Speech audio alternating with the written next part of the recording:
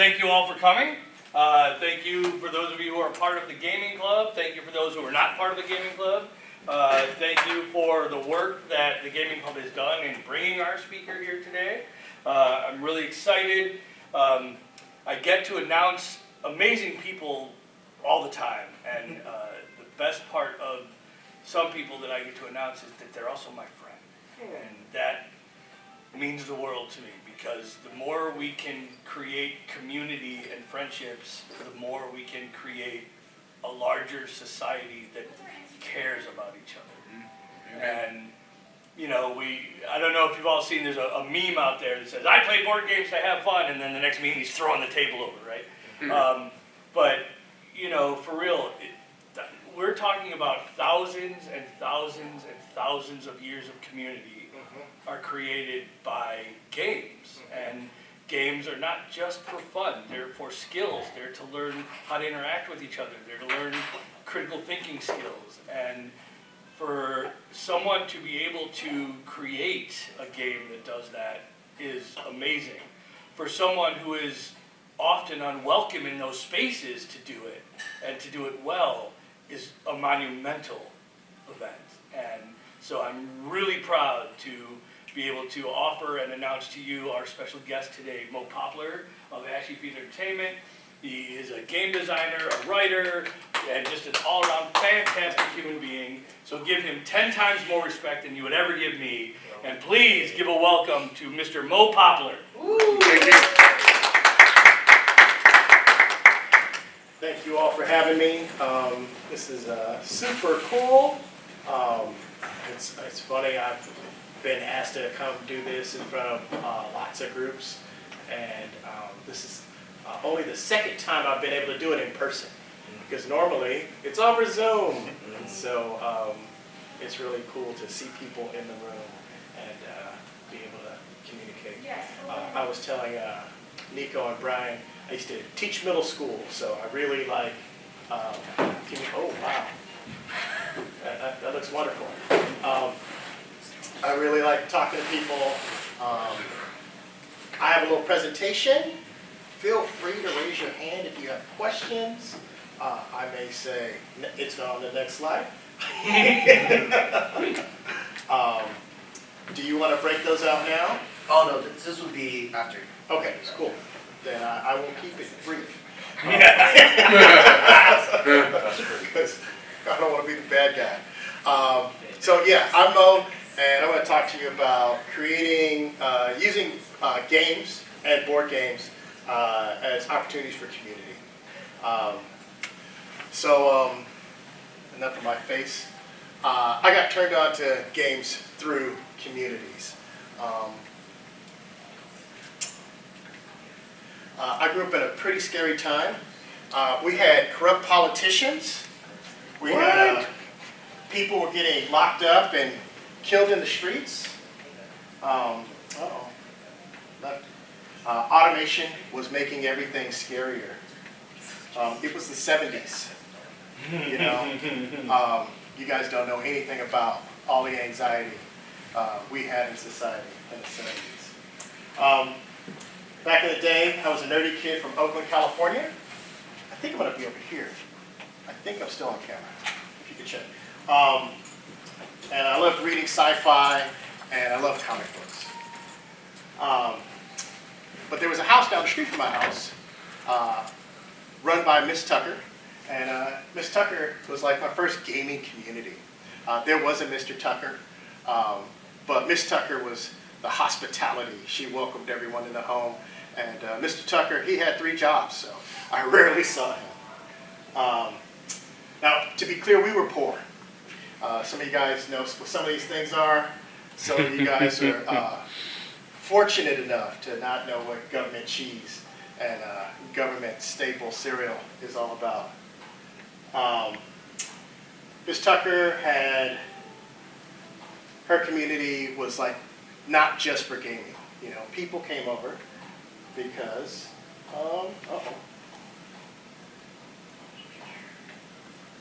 people came over because she kept a pot of beans on the stove. And sometimes my mom would be working late, and she'd say, you guys should stop by Miss Tucker's house. before you go home. And then my mom, who would often be working late, would come home and make sure we had got to bed. So this is the gaming community I started off with. They played dominoes, they played spade, bid whist, tunk. I learned how to play chess at Miss Tucker's house. And it was really interesting because you know, there were people from lots of different walks of life, but they came for food. You know, they came for gossip, what was going on in the neighborhood, who was doing what. Sometimes they talk about politics. They came for jobs. This was before Craigslist and Indeed. This was before email and the internet. And if you want to know who was hiring, you had to know who was hiring. You had to talk to people. And some people came for companionship. Sometimes there was a cute knew somebody in the neighborhood, and if you wanted to get more information on them, you could swing by places like Miss Tucker's, and you could find out what his or her name was, and what they were up to, and what church they went to. Back in the 70s, you were measured by what church you went to. It was a found family. These people were not my family, but they were my community. We ranged in age, gender, and ethnicities. You might look at me and say, oh, Mo's a black guy. They were probably a bunch of black people. There were Asian people. There were Latino people. It was literally anybody in the neighborhood. That is, anybody who couldn't afford not to live in this neighborhood. Miss Tucker made them feel welcome, you know. And I was young, but some of these people had lived some really hard lives. Some folks had been in the military. And if you had been in the military in the 70s, that means you probably went to Vietnam. Some people had been in jail, you know. Some people had been up to some bad stuff. And what they knew is that there were places you could go and have a lot more fun than Miss Tucker's, but they knew if you went to Miss Tucker's, you wouldn't get in trouble. But we came together for different reasons. And games were the lubricant for the space. Games made it so we didn't actually have to talk about how our day was. We didn't have to talk about where we came from or what went right or what went wrong. We could just count to 5. That's a euphemism for playing dominoes, because every time the ends equal 5, you score. If you don't know, dominoes was my first tile placement game. Some of you played board games and you played some tile placement games. Next, I fell into D&D. Now, when I was a kid, role-playing games were synonymous with Dungeons and Dragons or D&D. But I was a black kid, and I loved D&D because it was a fantasy. It allowed me to pretend that what was going on in my home, in my family, at my school, that we could tell a different story. We could get together, we can imagine a different reality. But inevitably, I found myself arguing with people about whether or not elves could have afros.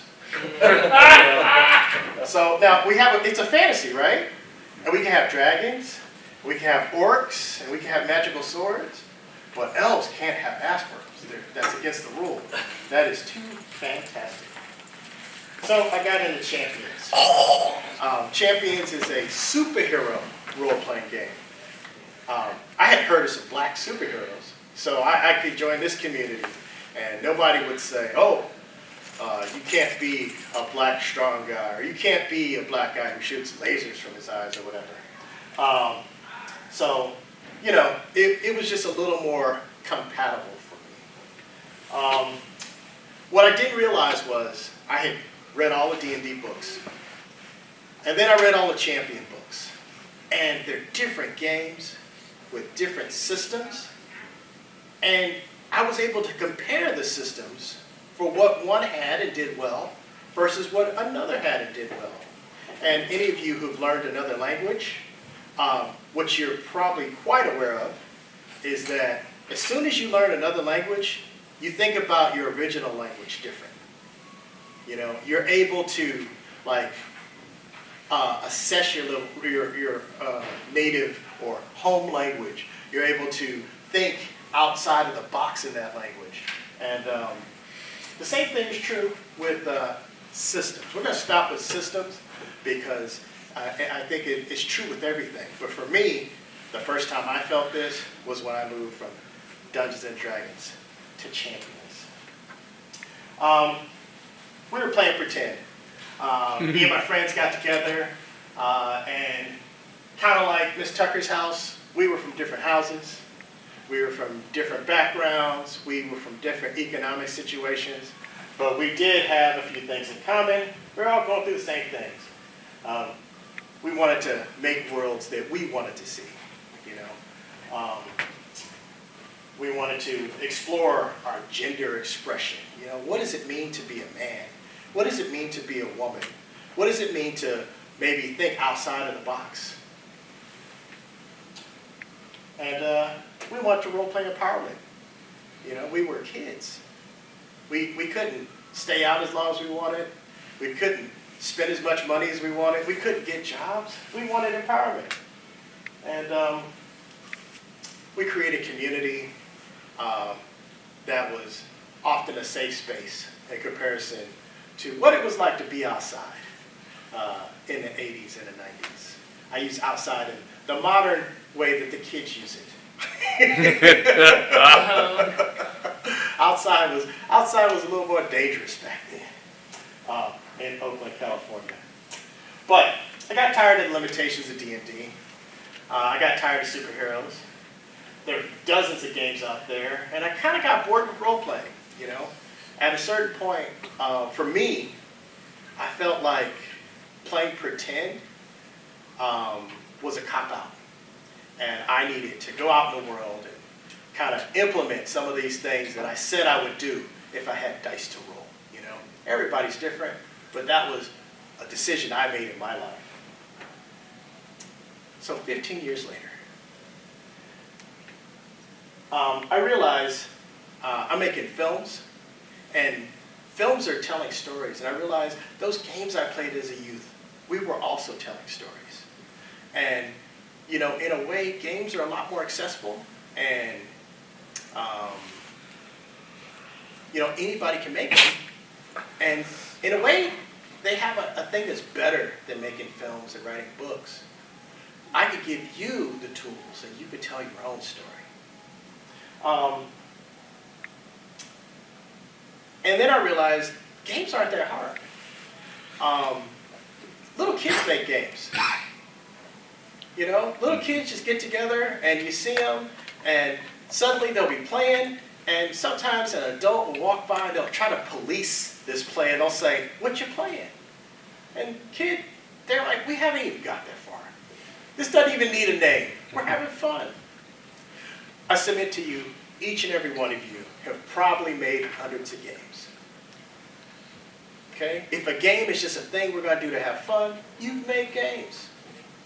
You may not have given them names. You may not even call them games. They're definitely not products that you're going to go put together and sell. But sometimes, trying to make a product out of a game is ruining the game. I'm a publisher these days, so I need to absolutely let you know. Like, I've gone to the dark side. I don't know if any of you guys really want to come over here. Writing rules is hard. Designing something that anybody, anywhere can pick up and understand the way you want them to do it, that's a challenge. But anybody can make a game. Now I'm a dad, and I have a kid. He's 13, and he's interested in D&D. And I think that's awesome on one level, but now, you know, when you become a parent, like, suddenly everything that was fun is ruined. And you're looking at D&D and you're like, why is this so violent, you know? Why is this all about killing and stealing stuff? So I thought about, how can I make a game for my kid? And actually, how can I make a game writ large for kids? I had gotten back into gaming. One of my favorite games was called Blades in the Dark. Blades in the Dark is a game, is the Thieves Guild game in D&D that I always wanted. It's a game about going around with your friends and doing a heist and trying to get away with it. And maybe there was fighting, but maybe you talked your way into somebody just giving you everything you wanted, and that was the challenge. And you know, D&D had skills for all of these things, but this kind of game never worked in D&D, and it was just kind of one of the limitations I always thought I had it. So I love Blades in the Dark. But Blades in the Dark is at its heart a game about killing and stealing and dealing and pimping. And I found myself in a situation because I had this book about this role-playing game, and I had this kid who wanted to read every book he picked up. And I realized if my 8-year-old read Blades in the Dark, I would have a lot of things to answer for if he then wanted to talk about this in the 3rd grade at school, you know. So I was like, what kind of game could I make that I could see myself in, that represented my values and that I could make? Because, you know, I'm diligent, I'm capable, I've succeeded in some things, I've failed in a lot, but I'm no genius. I'm not trying to like make a game from the ground up. So I just want to take a step back and help you understand. Some of you guys talked about me being a publisher earlier. Making games and RPGs, I realized that there are opportunities to build community. How are you going to bring people in? How are you going to create spaces for empowerment? How are you going to create spaces for people to have social connection and be seen for who they are? And how are you going to create spaces that are safe at the end of the day? We can all pretend, but you know, if you pretend to hurt people that I feel like are people like me, I might go away from the game table feeling like it was personal. We don't need that. So, and you know, sometimes you just want to meet people and hang around. But now, I've found that you need spaces for people who are neurodiverse. One of the weird things I've discovered coming back into the game community is that there are people who are kind of weird, who, you know, they want to read the whole rule book, and when you get something wrong, they want to actually you. They want to make sure that everybody goes by the rules. They like patterns and pattern matching. And it was funny because I realized these are my people, you know? And some people have lives that aren't as fulfilling as they want them to be. And really, they look forward to a day during the week when they can get together with their friends and make memories. Say you actually did something. Have a sense of accomplishment, or just tell a story, you know? Even if it's how Cthulhu ate us, you know? It's a story. So, kind of, if you want to know how to make some games or how I make games, I play games. I play lots and lots of games. Lots and lots and lots of games. I read lots of game books. I read lots of game rules. I buy too many games. Is my wife going to see this? I study games. I study how they work, what makes them similar, what makes them different, you know, what patterns do you see when you go from game to game. And then I kind of come up with an idea. I have a game here. This is a prototype. Oh. It's a little box with some wooden boards and some custom printed on my home printer cards. Wow. And some tokens that don't go to any other game. And you know, you make a prototype and you play test it and you play test it and you play test it until people are like, when am I going to get to play this on my own? When am I going to get to show my friends? And at that point, maybe you have a game. Then you got to do the hard part, the hardest part of all, which is write the rules. So that's when I made Shibuya Nights. I love anime. Some of you guys heard in the earlier. I lived in Tokyo for a little bit. My kid loves anime, and I think you're starting to see a lot of cool black characters in anime. I made a game that is very similar to Blades in the Dark. Blades in the Dark is about going around and taking stuff from people. And in Shibuya Nights, somebody took stuff. So you got to sneak into their place and you got to get it back. And maybe that's the same thing, but maybe it's different. I set it in a magical world where whatever you guys agree on happens, and wherever you guys agree on didn't happen. You know, has a lot of safety tools in it, and yeah, people dig it. I made another game. Somebody played Shibuya Nights, and they were like, "Can you make a game for me? Can I pay you to make a game?" And I was like, "Sure." So I made Hold Fast Station. It is a game where, has anybody seen the movie Alien? Yeah. Okay, so it is the first 30 minutes of Alien. Before the alien shows up, you know, you have these people, they're on a spaceship. The spaceship is used. The spaceship is actually where they work and where they sleep. And I don't know if you remember that film, but there's this big conversation about how we need to get a raise. We work too hard. Like this really blue-collar, proletariat movie. And if any of you haven't seen the movie, it goes very happy from there on out. So this game is about helping your community, sacrificing for others, and it's about being a hero when you don't have powers, when you don't have a gun, when you're not feeling very heroic, but somebody needs to be a hero. Any of you guys know what itch.io is? Yeah. So this is a game you can get for free on itch. It's called Mystery Machine Game. I don't think I can legally sell this. Yeah, maybe a little bit. A little bit. So I'm a big fan of Scooby-Doo, and I wanted to make a game that was light and silly. I wanted to make a game that forced you to be silly. So if you don't, you can't actually be successful in this game unless if you're playing Thelma, you lose your glasses. You know, you can't be successful in this game if you're playing Shaggy unless you eat the wrong thing. You know, you have to eat something embarrassing, and something embarrassing can happen, and then you can have a success. This is a cool, light little game. It's totally just for fun. Feel free to, if it's your thing, download it. I made a game called Bullet in the Blank. It's not for everybody. It's a loud and raucous party game about like testosterone-driven toxic male therapy, and at the end of a barrel of a gun, and some friends get together.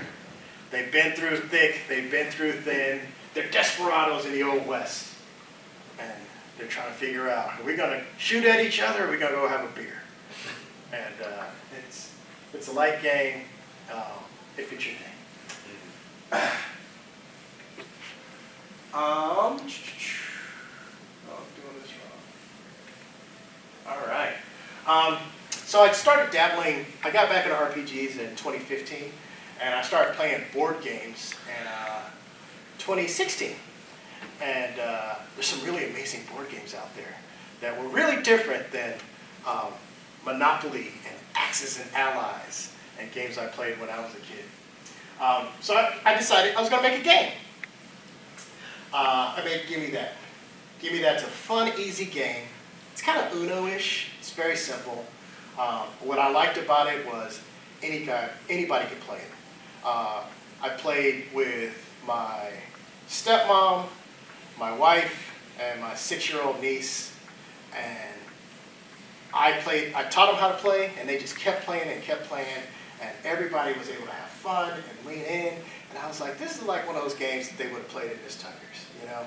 Like a game that just kind of takes your mind off of what's going on and helps you kind of just have a moment of enjoyment without thinking about the day. So I was publishing Shibuya Nights at the time, And it occurred to me, how do I make this into a product? And honestly, I had no idea. Like, it was fun. And people were like, tell me about the game, and I was like, it's fun. And that's not really a sales pitch. So, you know, I started playing more board games. I started understanding the board game space. And I was going to kind of give you guys a little step-by-step of how I figured out if I want to publish this, how I would get people to buy it. So, give me that. Give me that. Give me that. Like, what's the better name? Like, if I say it's Gimme Dat, do people feel like, oh, this game is for black people, and it's not for me? If it's Gimme That, like, I don't know. Gyms. Are gyms super appealing? Does that make everybody feel, I don't know. But as I started studying the market, I realized I needed a game with a really cool name. And after literally 6 years, I came up with a cool name. Crumb Snatchers. Because this is a game about taking cards from each other. What if I put cookies on the cards? People like cookies, right? So I'm giving you guys the fast overview. I have friends who are so tired of hearing me talk about this game for years. But I wanted to make this game that was similar to my childhood. And so I got some art commissioned that was like Garbage Pail Kids. Does anybody know what Garbage Pail Kids are? Mm-hmm. So Garbage Pail Kids were a thing in my youth. And as I started taking this around and showing it to people, it became clear that most people who are younger than me, they hear me talk about my youth and they say, dude, that's super toxic. And I was like, it was fun. And they're like, you were low-key abused. They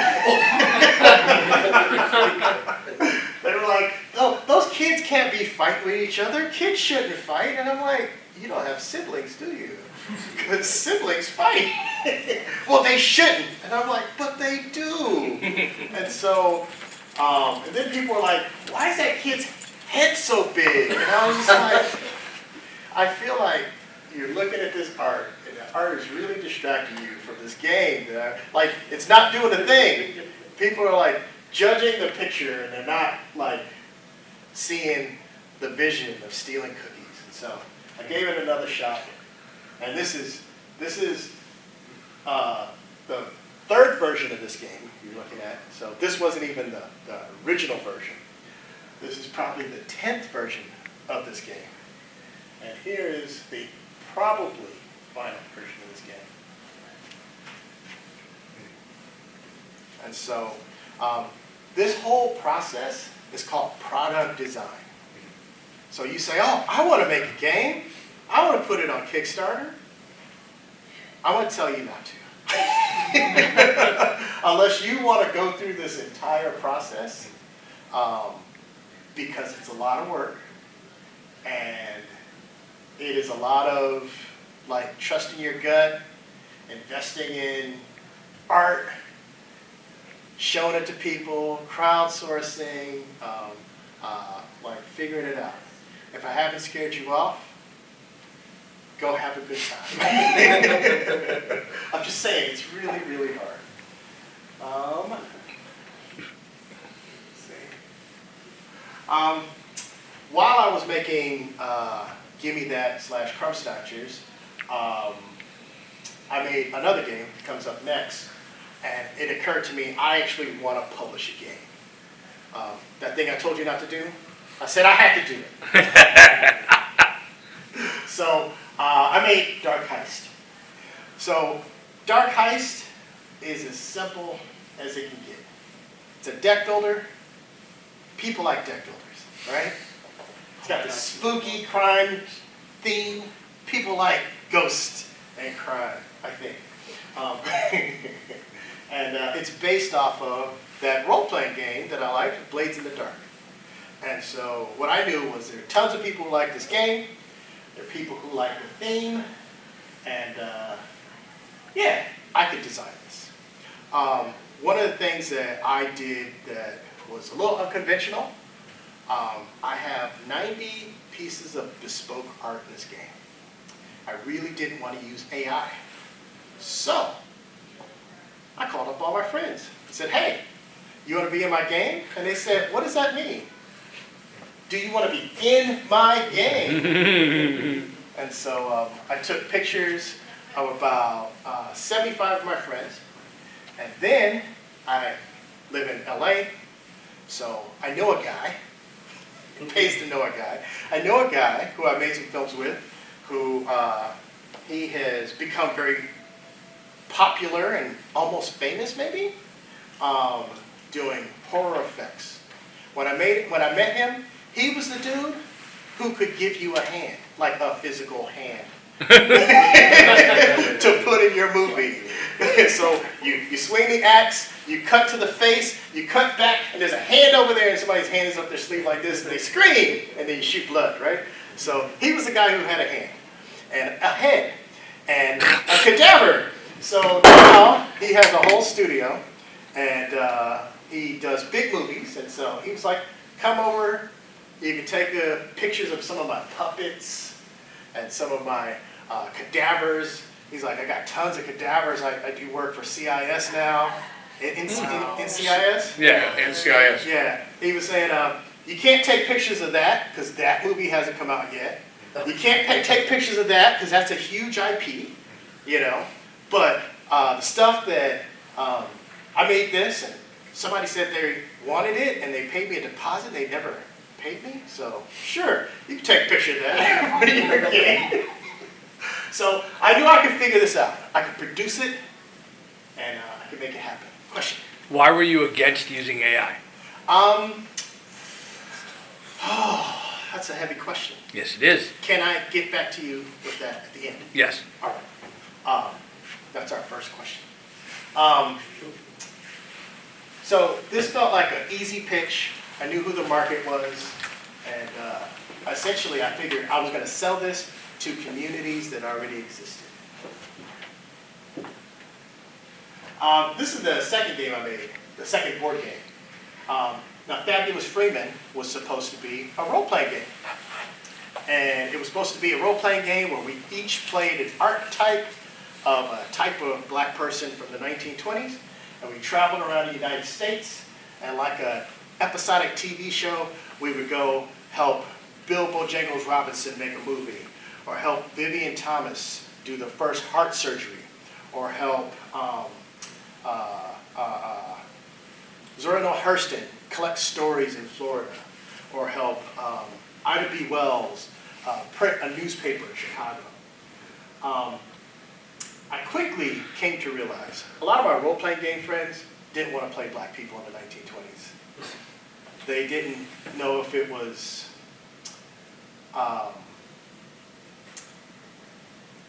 sensitive. And I was like, it's just a game. And they were like, we'll play it for you. But if people are playing it for you, you don't want to spend your money making 1,000 copies of these and trying to sell it, you know? But as I tried to figure out how to make this for, you know, my grandmother to play after church with her grandkids, I said, she's not going to roll dice. But she has played Monopoly. And so I said, maybe this is a board game. And so this has become a board game that I'm going to be publishing in the new year. And I had a publisher. How do I put this delicately? They said, we really want to publish this. And then about 7 months later, after a particular election, they were like, we can't publish this. And so I said, don't worry about it. I got this. Because I was publishing Dark Heist, and I was like, I have learned a lot about the process. I know how to manufacture now. I think I can do this. So this is going to be one of the next games I have coming out. Somebody saw one of the games I had, and they said, hey, we have this art. Can you make a game for us? And I said, sure. Had a lot of zombies in the art. So I made a game called We Love Humans, right? Where you play zombies going to eat a small town. Isn't that wholesome? No. This should be coming out in the next year or so. And here's another game that I made. So Fabulous Freeman is a very light game. Like I said, grandmas can play with their grandkids. Has anybody played a worker placement game? Such as? Lords of Waterdeep. Apiary. Okay, this is a pretty standard Euro game mechanic, and a lot of Euro games are about history. I dare say most of them are about Rome. Or war. Many of them are about war. And I said, you know, I see a path to making a game about understanding the Black Power movement from the 1970s. I'm from Oakland. So I grew up with two types of kids. I grew up with kids whose parents were Panthers, and I grew up with kids who had a relative who was drinking Kool-Aid in Guyana. I don't know if you younger people understand, there was a big cult that got everybody to sell all their stuff and move with us to Guyana, and we're all going to be free love and together, and we're going to stand against imperialism. And one day, he poisoned everybody, and they died. So, you know, it's funny, I was talking to a friend of mine years ago, and he was telling me how the KKK wasn't so bad. It was just a community. And listen, I can only express to you, this person was telling me this, not with disdain, not with hate, just knowing people who are part of these communities and seeing them as decent people in his eyes. And he said, well, you guys have the Black Panthers. And I said, wow, that's deep. I said, you know, the Black Panthers, a lot of them had financiers who were white girls who went to UC Berkeley, right? And he's like, what? He's like, yeah. And they had coalitions with the feminists and the LGBT movement and like all kind of people. Like the free speech movement started because the Black Panthers were a thing, you know? And this guy, his head was scrambled because he had read that they were a hate group and that they didn't like white people. And I was like, no, that's that other group. The Black Panthers were cool. So I was moved, and I'm often moved, to have conversations about the Black Panther movement. And I found that this was a forum to have a conversation about a historical moment and explore it at a time that is not very different than today. And then ask the question, like, why didn't these different organizations, because there are lots of different organizations, not just the Black Panthers, but how come they didn't work together, seeing as how they had a unified cause? I think you could play this game with your friends, and you could then have that conversation. I think it's also fun. And so, yeah.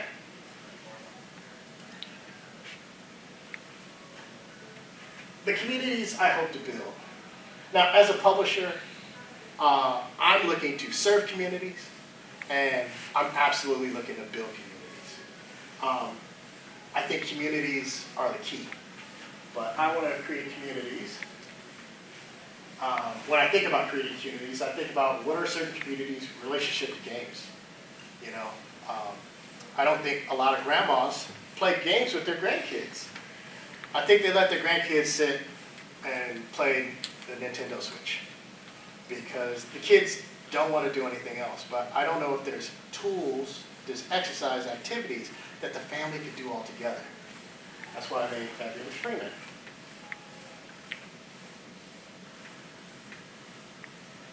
What communities want my games, you know? Everybody doesn't want to play Party and Protest. And everybody doesn't want to play Dark Heist. You know, there's some people who've never heard of a deck builder. And they're like, looks too hard. But there are communities over here that want this and communities over here that want that. And I think you all have an opportunity as players to enter in and out of these communities as you see fit. You might say, I play Magic on Tuesdays and I play D&D on Saturday. you might say, I play this game with my friends, and then when I go home for the holidays, there's probably going to be some dominoes on the table. or oh man, what's the name of that game? What's the name of the Chinese tile game? Mahjong. I'm trying to learn how to play Mahjong. Oh my God. Yes. And, obviously, what kind of games do certain communities want? I think there is a huge hunger these days. I don't know why, but a lot of people are talking about Black history, and they want different ways to engage with Black history. And, they don't want to talk about slavery. They don't want to talk about, people getting killed. Can we have some happy Black stories?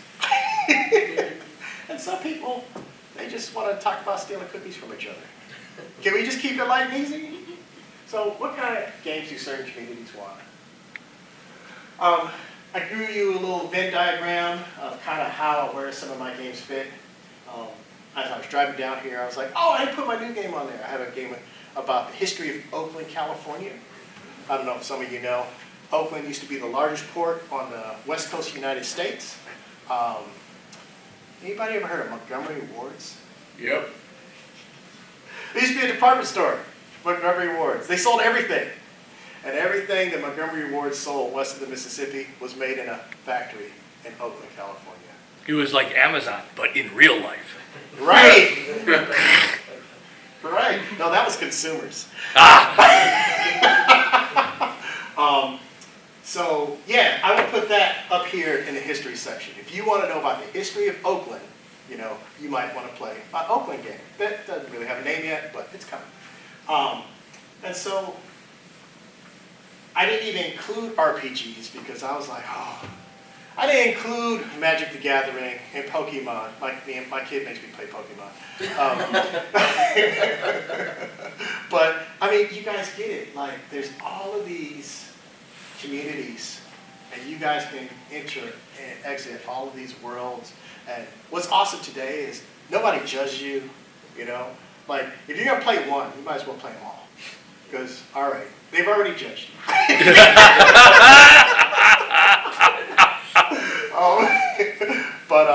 Yeah.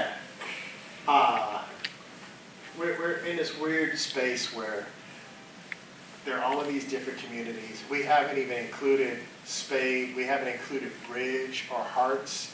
We haven't included Cribbage, the greatest card game ever. Cribbage, a game I never really got my head around. So, yeah, but this is how some of the games I made fit into this.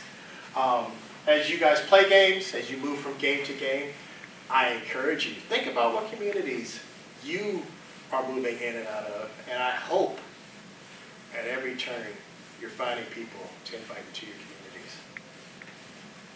That's all I got.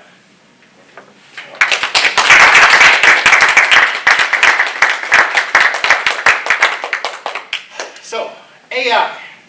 Why don't I use AI? I love the idea of AI. I love the idea that, kind of like a microwave, I can put a time in, put some prompts in, and press a button and get what I want. But kind of like a microwave, it never comes out as good as when I cook. So, that is my first challenge with AI. I'm totally stealing that from my classes. Yeah, I know, I'm gonna hear it. I got it on video. It was mine. Oh. I'll credit you. So here's the other part. I think the easy answer is, well, now you don't need artists. You can do the art yourself. Now you don't need this part. You can do that part yourself. You don't need this part. You can do that part yourself. Da, da, da, da, da, da, da, da. I think, back to community,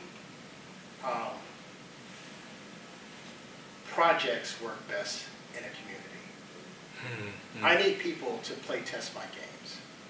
I have people who I show everything to first, and they say, don't go out with that. I have people who check my grammar. They check the words that I'm using to say, I don't think you meant to say it this way. They look at it and say, you know, you're really going to step on some toes or offend some people if you say this. And I don't think AI is going to do all that for you.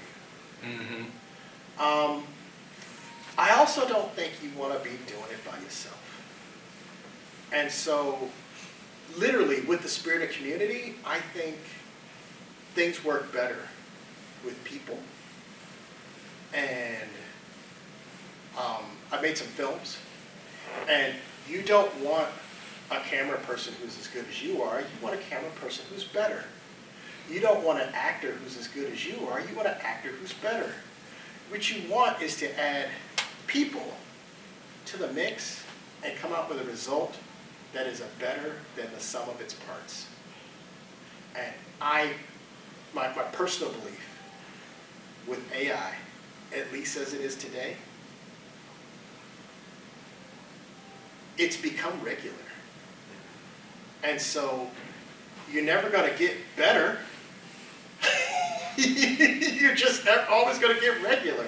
Yeah. And I don't know if you guys noticed, I'm a black guy. No. Newsflash. I thought it was the lighting. When I walk into the space and say, hey, I made a game, you should check it out, people scrutinize that game a little harder than they might if it was just a store. If it was a game store, they'd be like, oh, of course you have games. You're a game store. But when they look at me, they scrutinize a little hard. And so I can't be regular. I can't be average. I have to punch a little bit above my weight. I have to aspire to be better. I have to give premium components like neoprene playmats. You know, it has to come base in the game. Because otherwise, well, why should I buy your regular game when I get somebody else's regular game? Last but not least, if you're not having people add value to your project, to whatever you're working on, and it's going to be regular, it's kind of got to be perfect. And you know what AI ain't? And so, I've seen all kind of stuff. I've seen other people's projects. I've used it in prototypes. Listen, sometimes you're like, I just need some quick, fast part. I want this one to be blue. I want this to be red. I need a duck. I need a chicken. I don't know any ducks or chickens. Okay? So maybe I go on AI, get a picture of a duck or a picture of a chicken. Sometimes there's stuff in these pictures. You look close enough and you're like, oh, that's curious and distracting. And I feel like that's where we are with AI today. It negates community.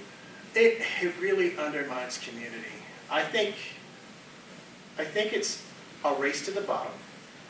I think if we all, I think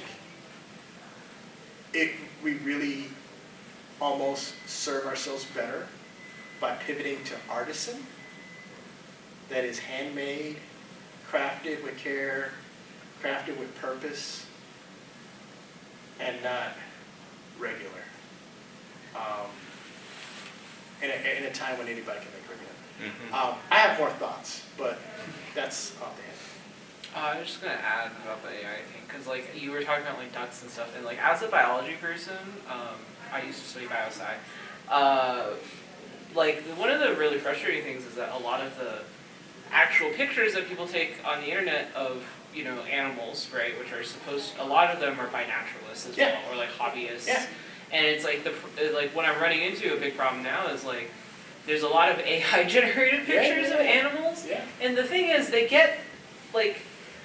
For the really common ones, it's easy, right? There's a lot of pictures, right? But they still tend to get like really small details wrong, and it's like for the average person that might not be too important, but like especially if you are into that sort of thing, or you're like a scientist, it's really important to get those small details, because there really are some animals where it's like, it's just one thing that makes them different from an entirely different species. Absolutely. Yeah. And so I think we're at a point where there are sites like Google where you're not going to be promised to get what you could get 5 years ago. But I can only also say, Google made us lazy. Yes. And so, like, you can't be upset when the cheat code starts giving you crap back, you know. Somebody had a question? Yeah. I was just wondering, because you've talked a lot about designing the games, and you've also talked a lot about production, which I feel like are very vastly different things. I wanted to ask, with production, what is, I feel like, your biggest hurdle? How do you tell when you've reached a product that you do want to publish? Like, what is your bottom line, like, this is good to show? It has to do with showing it. You know, there are opportunities for me to create one-off samples. Sometimes they're pretty expensive. A sample of Party and Protest cost me about $70. Just sample. Just a sample. And it takes about 4 weeks to get. And it gets off a boat from China. And then I can take it around and see what I messed up. Play testing with the community is critical. Introducing it to new people, introducing it to folks who know this stuff, who've never heard of this stuff. I've had, that game in particular, I've had some dads from my kids' school come over, and you know, I smoke up a rack of ribs, I make some coleslaw, some potato salad, I lay it on thick, and then I say, all right, we're going to do something you've never done before. It's not going to be comfortable or easy. Can you guys go through the process with me? You know, you should pay people for their effort, and some people don't understand what they're giving. But if you say there's food, they show up. So Especially ribs. I mean, listen. Ribs and coleslaw. There's some Potato friends who are salad. like, "What are you making?" And I'm like, "Chicken," and they're like, "Oh, he doesn't want anything." If I make the ribs, they're like, "I don't know, man. You're asking too much." So I think it really comes down to testing and testing and testing.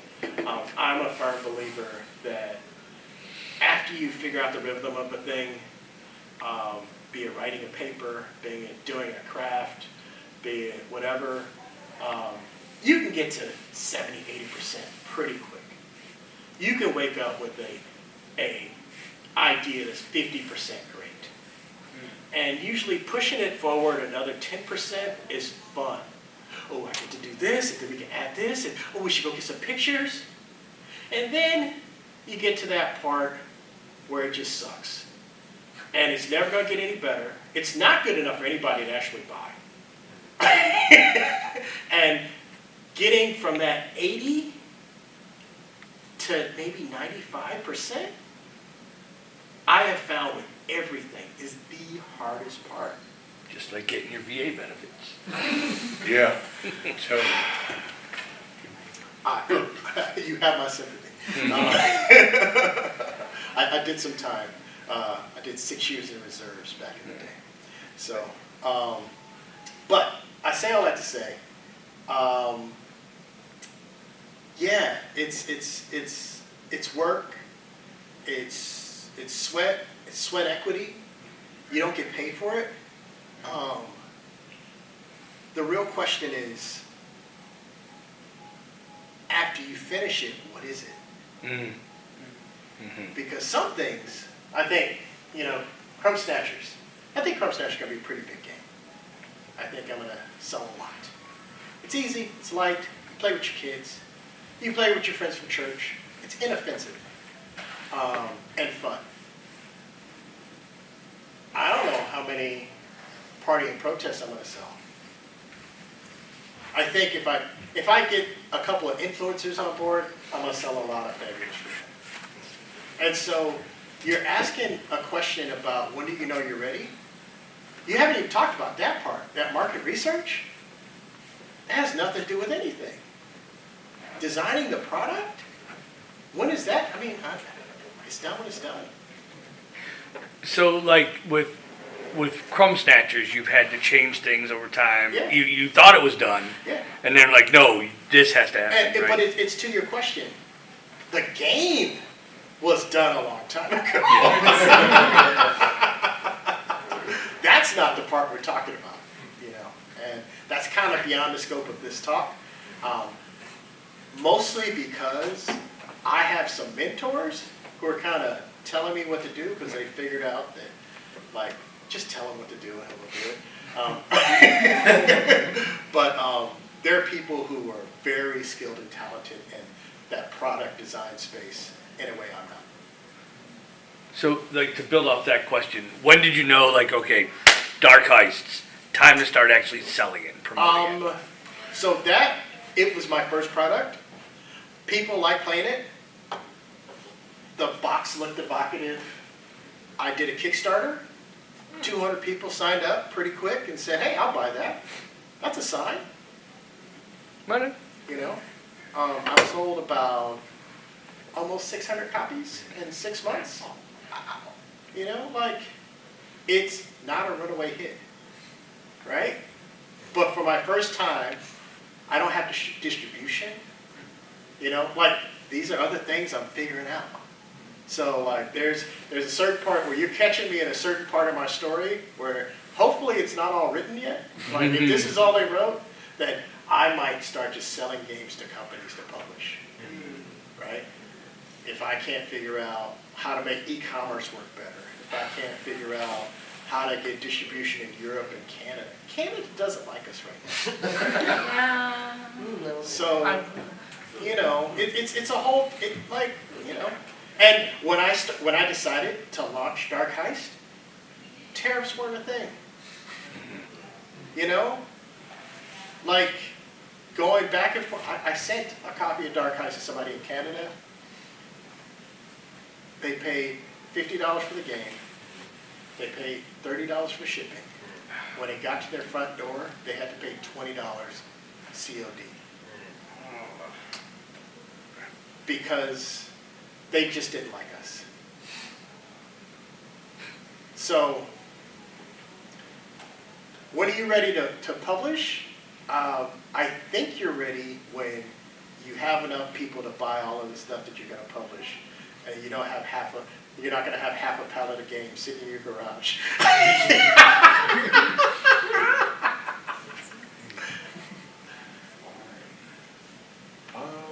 Random question. What is your favorite part about Blades in the Dark?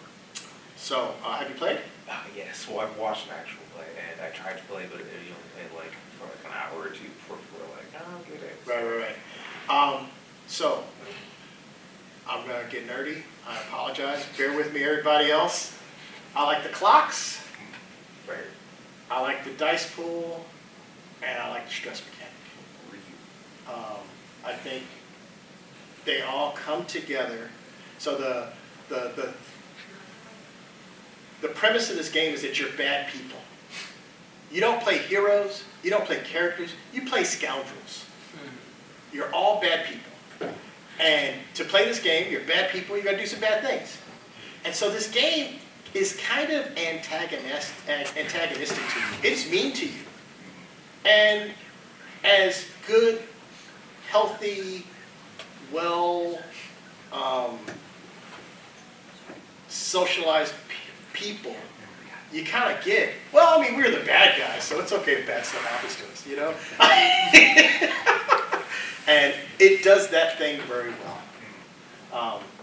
It is very interesting because it's very much a game about people who don't have enough, who are willing to go take other people's stuff. And the people you're taking from, they got to where they are because they took other people's stuff.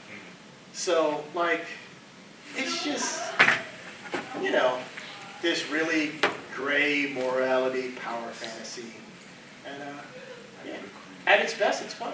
And there's ghosts. and monsters and vampires. Yeah. Throw in a zombie and you got a hit. There are zombies. So, Everybody loves a zombie. we have a little more than an hour left. If we have last another question, question? and then let's play some games. How about that? Are you already in contact with the Black Student Success Center? No. Let's talk offline. Let's talk offline about that. Deal. I just want to get one other person's question. So a couple of these games I'm interested in, plus one of the ones that you showed that I don't see, are they only through you to purchase? You're asking a complicated question. Of course. So I have one game for purchase. 2 games for purchase. One of them I'm happy to give you for free. So I have one game for purchase. And I have another one. I don't know if you know. It's Lunar New Year, Young Hei Fa Choi. It is somewhere along the production line, stopped for the next 2 weeks in China. Everyone's off. Everybody's off. The whole economy stops what? for 2 Always a weeks. holiday. Everybody, no, it's not always holiday. They work really hard. Mm-hmm. It really disturbs me how the lady I work with, she comes on at 7 p.m. I have clients in England, so I'm usually up at about 5 or 6 in the morning. She will email me until 7 a.m. in the morning. Jesus. 6 days a week. I have no problem with her taking 3 to 4 Right. weeks off. Yeah. You know what I mean? Like, I literally tell her, do not respond to me after 5 a.m. Like, I can't ethically work like that. This is So, a big holiday. Nice. And I know she ain't getting rich. You know what I mean? Because she there every day. So, that's a sign you ain't getting rich, when you at work every day. So, am I wrong? No, not at all. So, yeah, it's not always a holiday. They have a couple holidays. This is really inconvenient for me. I bear the people in China no ill will, especially people at the factory I work at. So, they do great work. So that's Crumb Snatchers, though. It'll hopefully be here by May. And, yeah. Well, the Holdfast Station, Holdfast Station you can find online. Okay. I think it's about $6. Somebody paid me. That was kind of work for hire. So I get, it's not work for hire. It was a commission, but I get a check once a year or so. Nice. So it's never enough to like buy gas. But, yeah. You know, it's a cool, fun game. Okay. We got one more question here. Yes. Hey, so that game that you said that like no one plays like any like heroes. Is it kind of like Uno and Mercy? I'm sorry. What's the example? Like that game that you said like where like Yeah, no one's- Blade. It's called Blades in the Dark. No, the one where there, you mean the one where there's no heroes on the space station, or the Oh, yeah. Holdfast Station. Is it like what? Is it kind of like Uno, No Mercy? No, well, it's a role-playing game. Oh. So it's very much not like Uno at all. It's not a board game. Yeah, it's a role-playing game. If you're into role-playing games, like, it could be your thing. And if not, like, totally cool. Crumb Snatchers is kind of like Uno, Crumb right? Snatchers is a lot like Uno. And some people play Crumb Snatchers with no mercy. Well played. I mean, Uno was a blood sport in my house growing up. So, Uno is still a blood sport. I don't know what you're talking about. They in fact made it that way with the new version. I heard. Yeah. New Yeah. version? Oh yeah, it's cutthroat. They come out with a new version literally every 18 months. How about we eat some pizza and play some games? Woo! Yeah. Thank you, Mo. Give Mo a round of applause. Appreciate you coming down here, sharing your knowledge and your wisdom and your experience and your humor with us. And let's play some games.